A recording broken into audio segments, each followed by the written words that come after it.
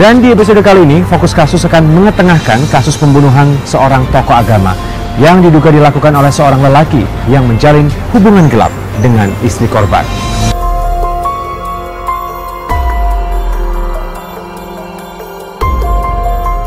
Seorang lelaki yang dikenal sebagai tokoh agama yang disegani ditemukan tewas secara mengenaskan di rumahnya.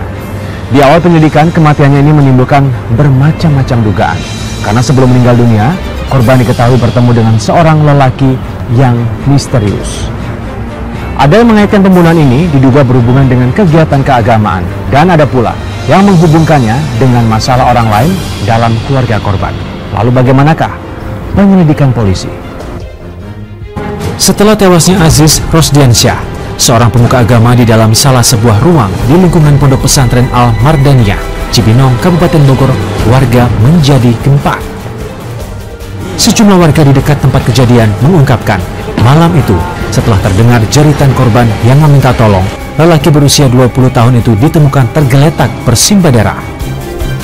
Warga sempat melihat seorang lelaki melarikan diri dengan menggunakan sebuah sepeda motor Matic berwarna putih. Wajahnya tidak dikenali karena lelaki itu mengenakan helm yang menutupi kepalanya. Melihat kondisi Aziz Rosdiansyah, istri korban bersama sejumlah warga lainnya melarikan lelaki itu ke klinik kesehatan terdekat. Namun, karena banyaknya darah yang keluar akibat luka-luka yang diderita, membuat nyawa ustadz muda ini tidak tertolong lagi. Pas mau asar, santri cewek melihat orang di sini nih, ada orang pakai motor putih, terus pakai helm, pakai masker, udah dibuka maskernya. Dia ngeliat situasi sambil ngeliat gini-gini, ngelirik-ngelirik itu kelas gitu. Terus si santri ini dilambain tangannya sini. Tapi santri takut masuk ke dalam, nggak dihirauin sama dia. Nah nggak lama tuh orang pergi lagi. Nah pas sampai sore keadaan biasa aja, seperti biasa, maghrib biasa, Isya pun biasa, nggak ada orang yang datang sama sekali. Nah pas saya sore, pas habis sholat Isya, saya langsung ke rumah sakit HR. Saya jalan lewat sini ke atas naik angkot 35 sampai sana. Pulangnya bareng sama almarhum kan bawa mobil. Nah, terus malam itu jam berapa sih kejadiannya? Malam itu kejadian jam 1. Polisi yang melakukan olah tempat kejadian perkara hanya menemukan sebilah pisau berlumuran darah yang diduga milik laki-laki misterius itu. Untuk melacak siapa tamu yang ditemui korban pada malam kejadian itu, polisi memeriksa lingkungan pesantren ini, termasuk gelas di ruangan yang diduga sudah dipegang oleh pelaku pembunuhan. Luka tusuk di bagian, ada 4 tusukan di bagian leher, di bagian dada, di bagian perut. Korban langsung dibawa ke rumah sakit Cibinong dan untuk diotopsi langsung dirujuk ke rumah sakit PMI Bogor Kota.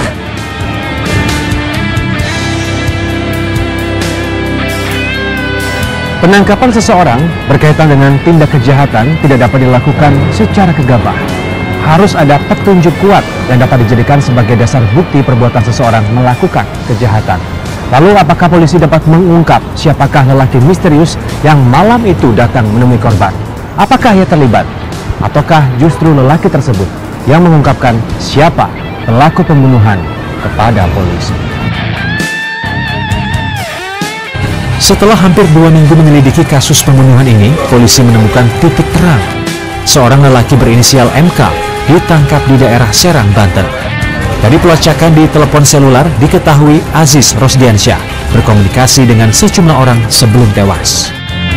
Dari hasil pemeriksaan, diketahui MK menjalin hubungan asmara dengan Uswatun Hasanah, istri korban, sejak 2 tahun yang lalu. Saya rasa itu motif harta lah, ada ya. Saya sendiri sebagai pamannya Pak suka nganter dia tuh kalau ke Jakarta pakai saya Pak, sopir antar saya. Istrinya. Kadang-kadang kan saya disuruh keponakan saya, Mang anterin ini ke Jakarta, saya anter.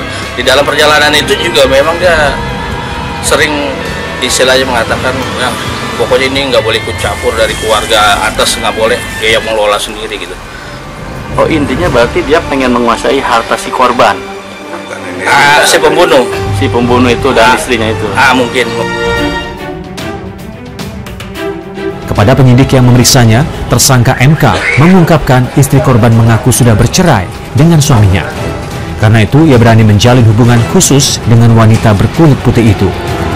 Namun saat mengetahui wanita itu masih terikat tali perkawinan dengan korban, tersangka menjadi terkejut. Di hari naas itu, ia bermaksud untuk menemui korban dan meminta maaf atas perbuatannya itu. Namun malam itu, saat bertemu korban marah besar, yang membuat tersangka juga tersulut emosinya.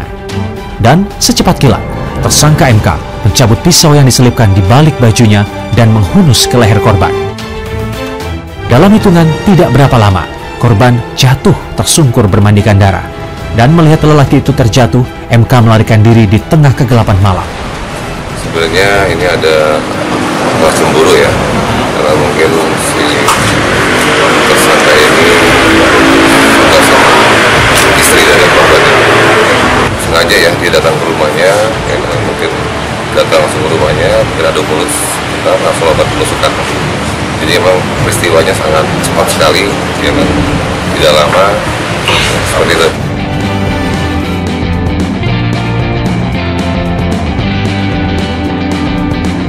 Sebelum meninggal dunia, korban ternyata sudah mencium akan adanya seseorang yang berusaha mengacaukan kehidupannya.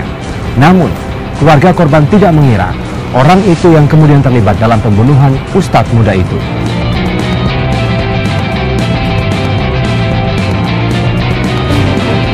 Dalam pemeriksaan polisi, tersangka MK mengungkapkan hubungan yang terjalin antara dirinya dengan istri korban dilakukan tanpa sepengetahuan korban. Meski demikian, 7 bulan sebelum meninggal dunia, korban pernah mengutarakan kepada saudaranya mengenai ada seorang lelaki yang mengancamnya. Bahkan saat berada di rumah mertuanya di kawasan Cipulir, Jakarta Selatan, lelaki itu berusaha mendekati anaknya. Namun, ia tidak menaruh prasangka buruk terhadap tersangka yang sudah dikenalnya itu. Ya pokoknya yang semenjak 7 bulan ini almarhum kenal dengan si pria ini, gitu kan. Ya memang sempat curhat terus ke saya. Terus bilang gitu kan, Sup, gitu, ini ada orang nih ibaratnya yang ganggu rumah tangga AA, gitu. Gimana ya kita jalan keluarnya? Ya kita juga kan sebagai adik kan, ya nyarilah, berupaya nyari solusi lah. Gitu. Ya karena mah gimana, kita berusaha aja, ya kita selidikin siapa orangnya, sambil kita berdoa sama Allah. Semoga nih orang nggak sampai ngerusak hubungan rumah tangga AA, gitu kan. Terus tiap malam tuh almarhum curhat terus gitu kan, perkembangan ini orang kayaknya semakin menjadi gitu loh kayaknya gitu kan. Sebelumnya almarhum ngelihat anak-anaknya itu main sama si pelaku gitu kan, nggak resep gitu, jadi nggak suka gitu. Kakak saya nggak suka, almarhum nggak suka ngelihat anak-anaknya itu dekat sama si pelaku itu, padahal si pelaku itu niatnya buruk gitu loh untuk menghancurkan rumah tangga seperti itu. Meski korban sudah menyampaikan rasa khawatir itu, namun hingga peristiwa mengerikan itu terjadi, keluarga korban tidak pernah melihat batang hidung tersangka MK muncul di Cibinong, Bogor. Keasliannya kan kita nggak tahu juga. Istilahnya pelaku itu katanya mah kesini ya itu baru sekali kesini. Sekali-sekali? Iya, sekali-kali kesini. Berarti semua keluarga di sini nggak ada yang pernah lihat wajah orang itu ya? Nggak ada, yang kenal ya? Nggak ada. Almarhum yang pernah lihat mungkin, ya.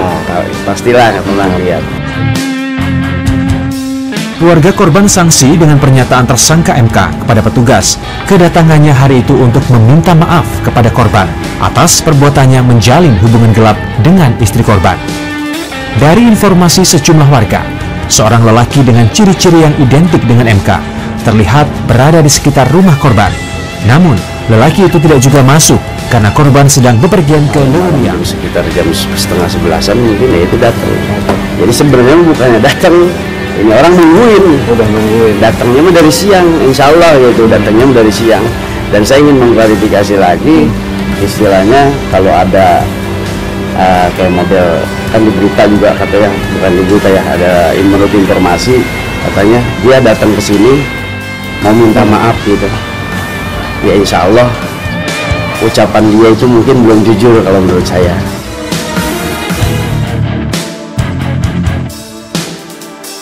Korban merupakan tumpuan harapan bagi keluarga besarnya.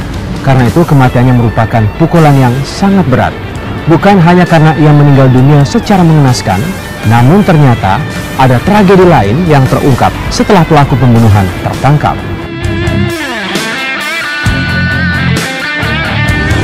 Dari penyelidikan polisi, terungkap tersangka MK membunuh Ustadz Aziz berkaitan dengan hubungan gelap MK dengan istri korban. Sebenarnya ini ada rasa cemburu ya, karena mungkin si tersangka ini suka sama istri dari korban.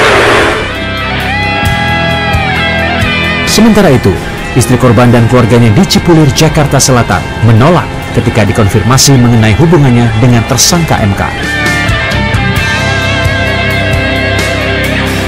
Korban Ustadz Aziz Rosdiansyah dikenal sebagai sosok yang bersahaja dan mempunyai sikap yang santun, sehingga lelaki tersebut memiliki hubungan yang baik dengan warga di sekitar tempat tinggalnya. Sejak lulus dari Universitas Islam Negeri Syarif Hidayatullah Jakarta Fakultas Tarbiyah tahun 2010 lalu, mendiang Aziz kerap memberikan dakwah di berbagai tempat, baik di Bogor maupun daerah-daerah lainnya. Kalau keseharian beliau itu ya seperti ya masyarakat pada umumnya gitu, baik berperilaku baik, sopan santun gitu kan, memang pendiam orangnya, nggak terlalu banyak omong gitu kan, dan nggak terlalu emosional orangnya gitu. Dia beliau dalam menghadapi masalah apapun bisa dengan berkepala dingin gitu. Kalau untuk mengikhlaskan kejadian ini, saya dari pertama kejadian pribadi, saya ambil dari sisi sebelah kanannya, saya bangga, saya mengikhlaskan. Cuman sisi sebelah kirinya manusiawi, pasti kita butuh proses. Ya, kalau untuk sebelah kanannya kan ya kita tahu yang namanya orang dianiaya, apalagi sampai yang disebut pembunuhan lah gitu kan. Ya saya yakin pribadi saya, insya Allah almarhum adik saya itu sudah bahagia, syahid.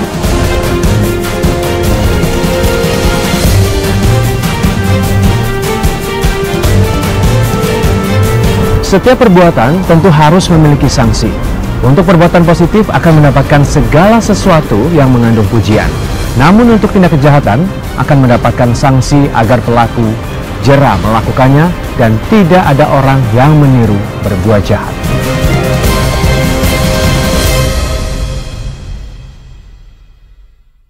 Dari sejumlah barang bukti yang didapatkan dalam penyelidikan serta hasil pemeriksaan terhadap saksi-saksi dan tersangka, polisi menjerat MK dengan pasal 340 KUHP tentang pembunuhan berencana. Ancaman pidana maksimal untuk tindak kejahatan ini berupa pidana mati atau pidana penjara selama-lamanya 20 tahun. Sejauh hasil penyelidikan, MK merupakan tersangka tunggal dalam kasus pembunuhan terhadap Aziz Rosdiansyah. Ya, tapi memang direncanakan. Sudah direncanakan ya? Pelaku dijerat dengan pasal 340 kita kenakan. ancaman hukuman? Ancamannya 7 tahun lebih.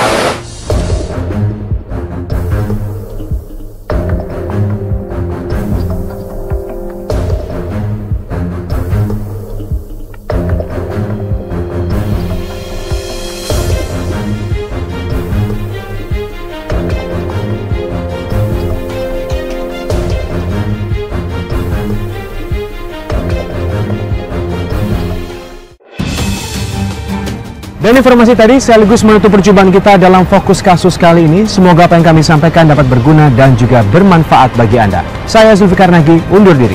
Sampai jumpa dalam Fokus Kasus berikutnya.